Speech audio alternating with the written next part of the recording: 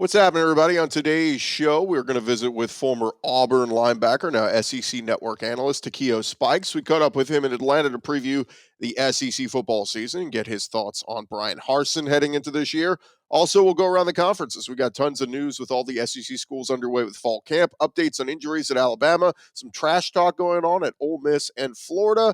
LSU hands out the number 18 jersey, and some big recruiting news. Locked on SEC starts right now. Are Locked On SEC, your daily podcast on the Southeastern Conference. Part of the Locked On Podcast Network, your team every day.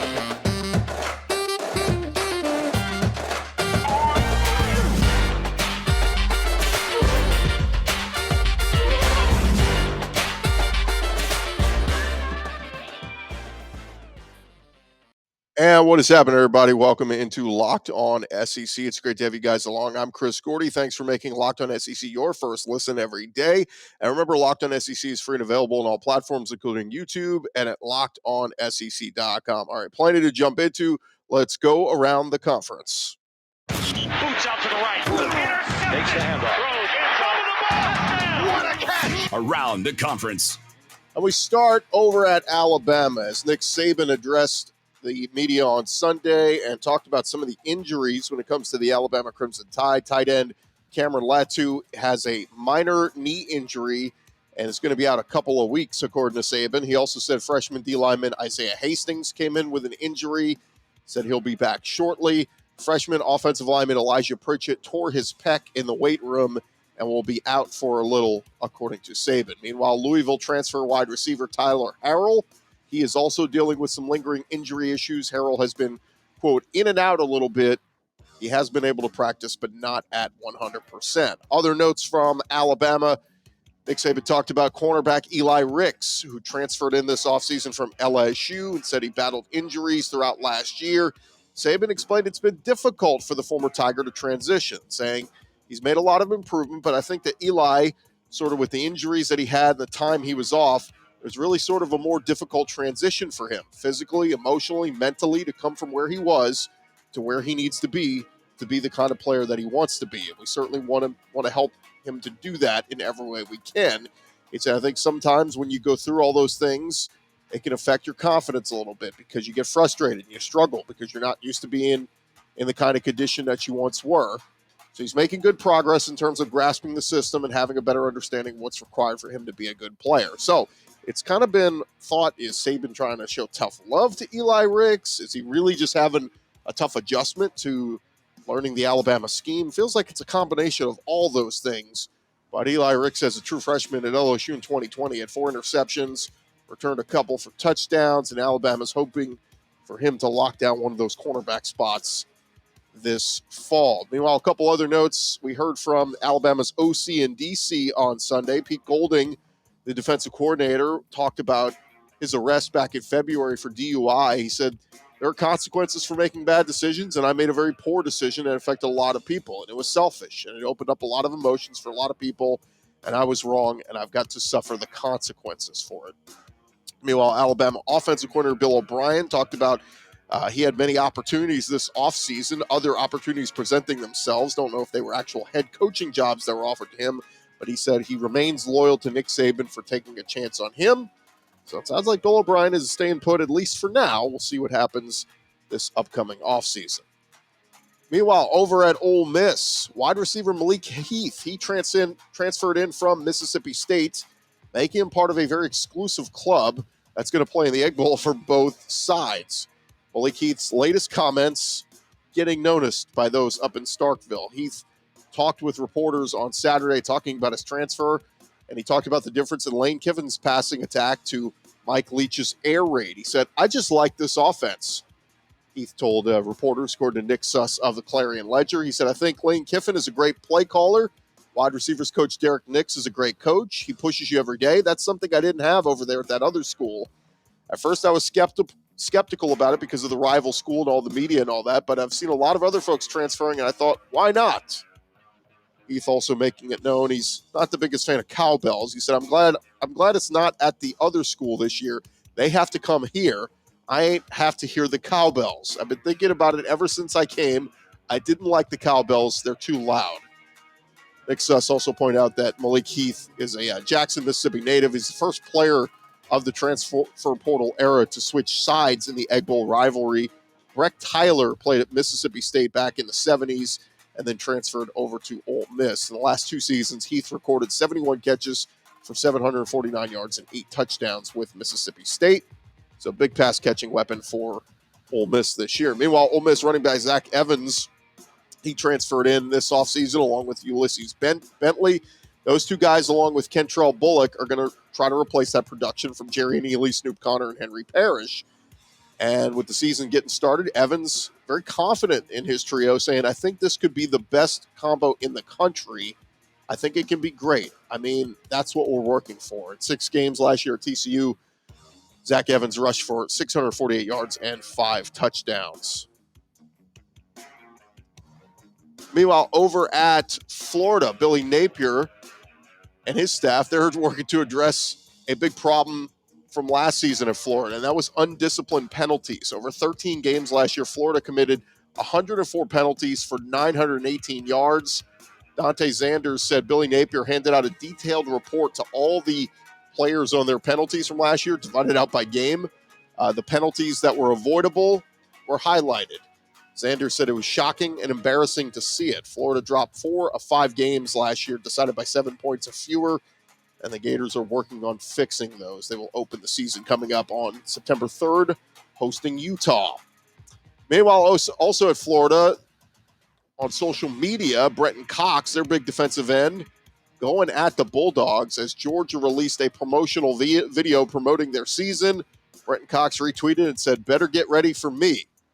So nothing like a little trash talk there from one Florida Gator to a Georgia Bulldog fan base. And speaking of the Georgia Bulldogs, Kirby Smart and company getting ready for the upcoming season and hitting the practice field and working on some retooling that offensive line. They lose Jamari Salyer to the NFL, but Broderick Jones, the clear front runner to fill Salyer's role, continues to improve. Fellow offensive tackle Warren McClendon spoke with the media a couple days ago and was asked about Broderick Jones.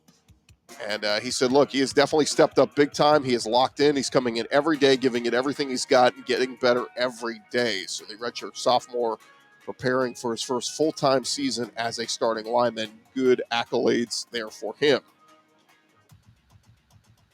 Over at LSU, Brian Kelly was holding off on awarding the number 18 jersey that's become a legacy at LSU on Saturday. Brian Kelly awarded that number 18 jersey to a star defensive player, a guy who very well could hear his name called very early in next year's draft. That is edge rusher B.J. Ojulari.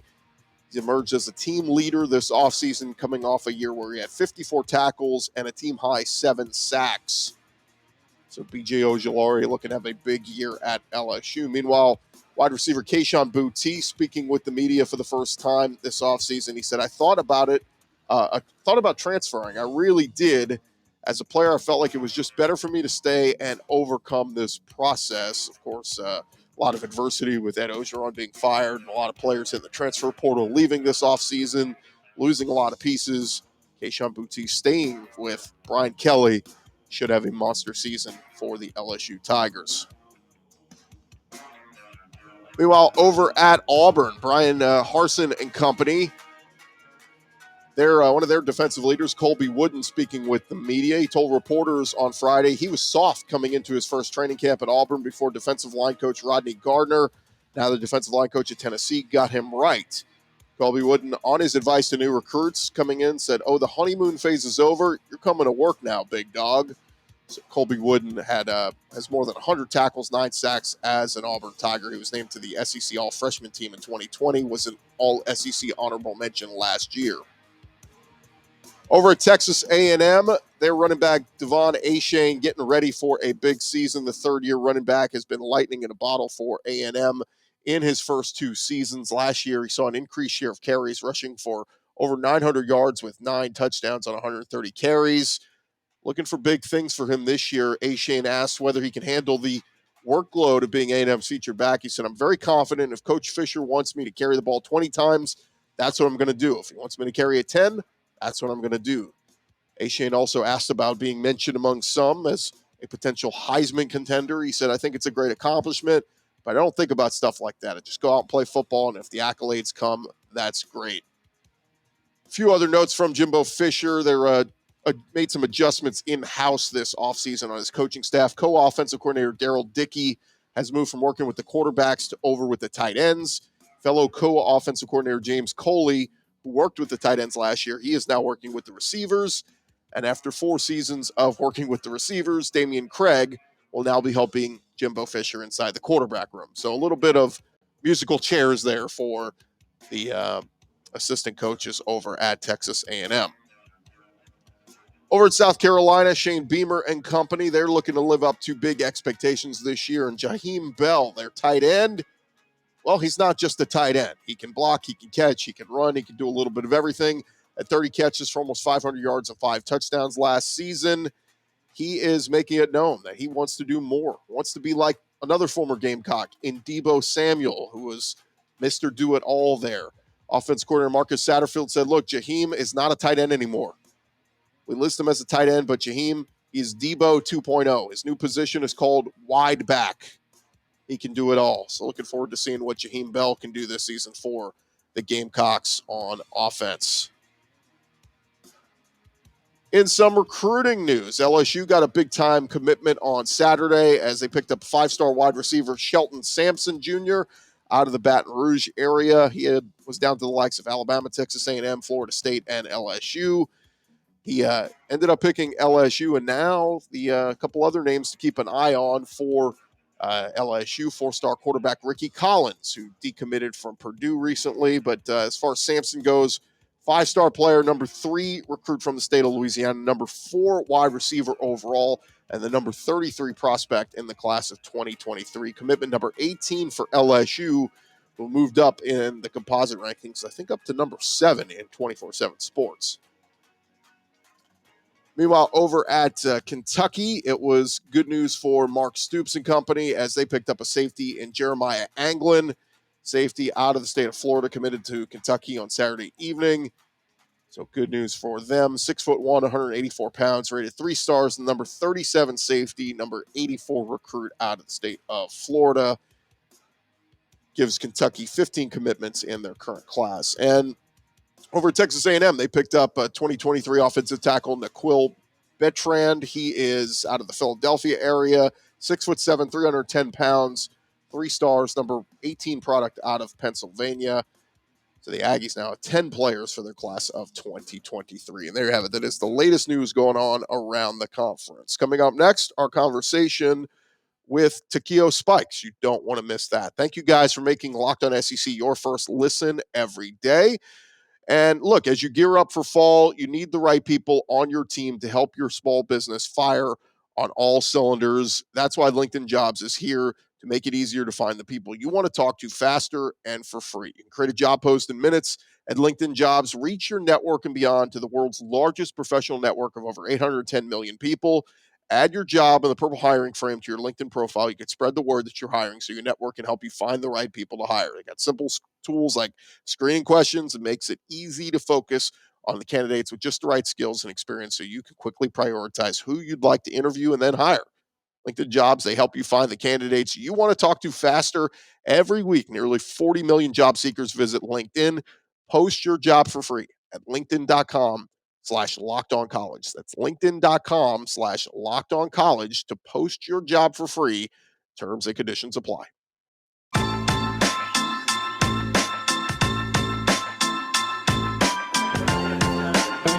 Rolling along here on the show and here at SEC Media Days, and fun to catch up with a lot of the different SEC analysts and hosts. And we got a new one sitting down with us. He is Takeo Spikes, former Auburn and longtime NFL linebacker. What's going on, man?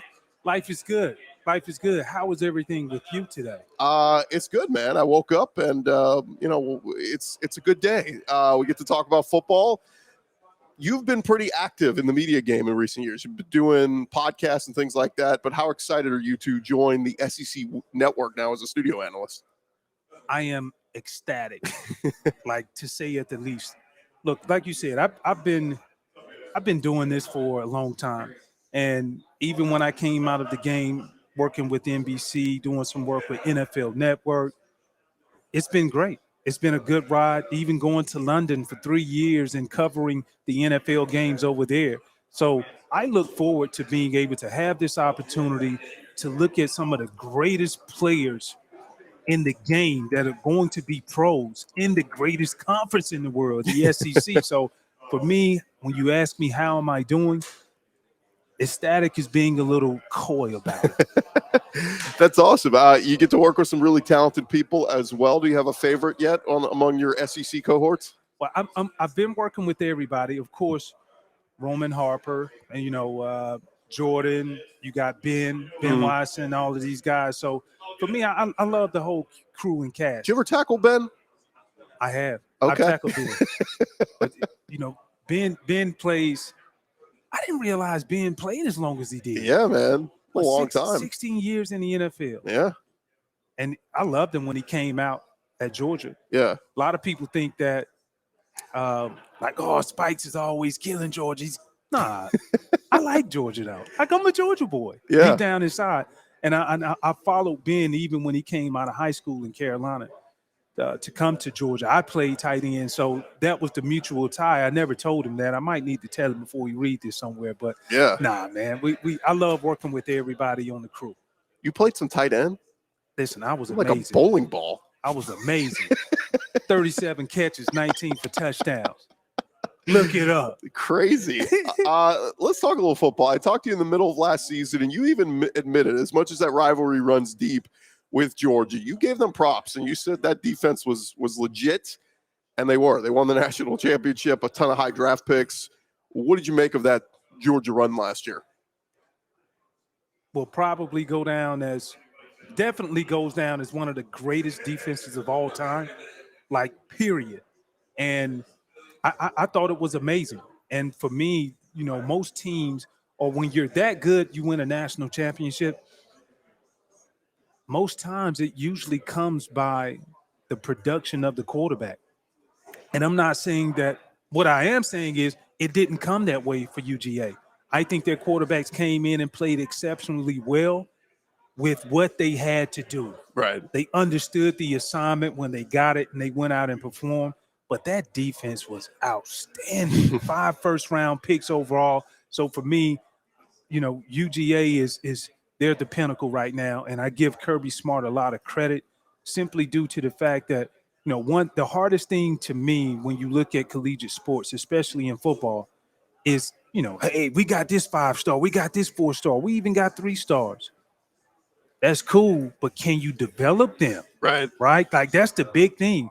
And I think that's what Kirby is doing now. And that's the reason why, we talk about Alabama all the time, and rightfully so.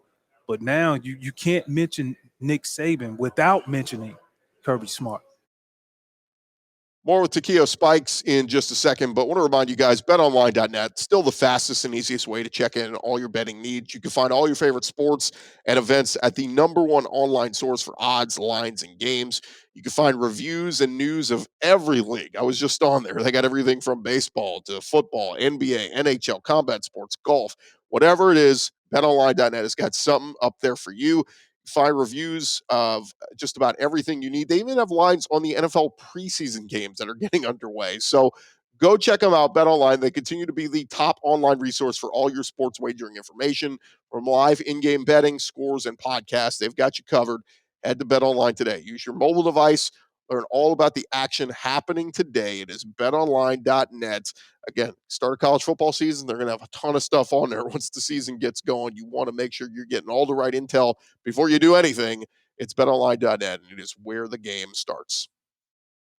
Is it crazy to you? Alabama has just become a football factory there that Nick Saban has created there. They crank them in, they crank them out.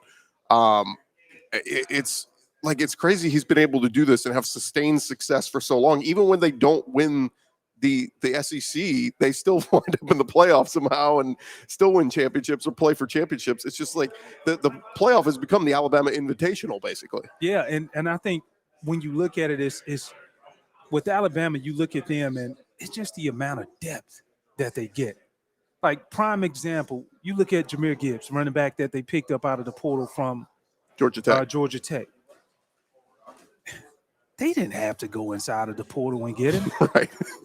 You know what I'm saying? So when you look at it, he easily could have went ahead and picked up another 5-star recruit running back, 4-star, whatever, develop him because he had some guys in the range waiting, but he chose not to. And so I think that's what really speaks volumes of Alabama, knowing that, hey, we really could go inside of the portal and treat it like NFL free agency, but we don't have to because we're getting the guys, the best guys coming out of high school, and also developing them along the way into the players that we want them to be. Yeah, it's crazy too. I mean, you played in so many different locker rooms. You've seen guys with egos, and how do they manage all those egos? I mean, like, you bring in all these 5-stars. These are guys who feel themselves and they think a certain way. How do you manage a lot? I mean, like, you would think all those kids, if I'm not playing right away, I'm hitting the transfer portal. Somehow they get them to like stick around, buy in. No, wait your turn. You're going to play. Like this day and age, you would expect them to be leaving constantly if they're not playing immediately. Listen, when Alabama has a proven track record of not only sending guys to the league, but I'm talking about high draft pick guys. Everybody talking about, I want the bag. Right. Like, you want the bag, right? That's why you do what you do because you love it, right. But you want to be compensated for it. And these kids see it the same way. And when you look at a top sports program like Alabama, all right, I don't mind waiting to develop because I know if I develop and when I develop, I'm going to get that bag big time, but also you're going to win a national championship, or at a minimum, you're going to at least play for it. And so if I knew that, if I saw the writing on the wall, even when I came out of school, like I would have considered, but that's how it is. And that's how you get kids to wait, because it ain't so much about the mouthpiece at that point. The proof is in the pudding from what he's done all over the years. I want to say since what the college football playoff has been into existence, 8 years. Right. They've been in it 6 times. That's crazy. It is. And we're talking with Takeo Spikes here. If you were a recruit today, if you were coming out, how would you commit to a school? Would you do the hat thing at the table and put on the hat and throw the other one on the floor? What would you have done today if you were committing to a college? I would have picked my favorite song and I would have came out in the bathrobe, right? Bathrobe and all, right, with some house shoes, and then hit the song, boom, pull my bathrobe out with the jersey on, Auburn jersey. Goodness. Still would have been Auburn. Yeah. And then we would have talked shop after that. And you would have had a lot of NIL deals, I think, too, right? Absolutely. What's the one thing you would have gotten if you were a player right now? Like the one company that you would have needed as an NIL deal? Yellowwood. Shout out to Jimmy Rain. You best believe I've already thought about it. Jimmy Rain, I would have skipped practice in the summertime. Yeah. Because I would have told the coach, look, Terry, Coach Bowden, I'm getting a 2-for-1. I'm picking up lumber, getting my workout in, and I'm being compensated for it. What's up? Real quick, I know you got to run. Just a quick thought on Bryan Harsin. It started off so good last year. Things went downhill. Just your general thoughts on where are you on Harsin right now? I still believe the same thing that I said last year. I think he's one hell of a football coach. I think we need to, as a city, the boosters, as a program, we need to get behind him and support him, because at the end of the day, it is about Harsin, but it's really about the kids. And we want to put them in the best possible position to be able to have success. And that's what I'm waiting to see. That's what I want to see, because that's what's most important, that the players are going to win you games. And so for me, I think in the meantime, before we see that, or while we're seeing that, I think it's important to you'll be able to judge the relationship, whether or not you had a lot of kids who decided to stay. So obviously, if you're a kid who are staying, you're probably staying because you believe in the vision of what you're seeing, compared to a lot of the guys who decided to transfer and move on, including both coordinators too as well. So that's what I'm waiting to see. I want to see how cohesive the group are and how they play off of each other. He is the great Takeo Spikes, man. Congrats on all your success. Can't wait to see you in the studio throughout the college football season on the SEC network, and go kill it, man. I know you will. I will. Thank you. All right, we'll be back right after this. All right, thanks again to Takeo Spikes for joining us. Appreciate him giving us a little insight on the season. I'm Chris Gordy. Thank you guys for making Locked On SEC your first listen every day. Now you'll make your second listen. Check out some of our other great podcasts on the Locked On Podcast Network, wherever you get your podcasts. We've got just about every SEC school covered.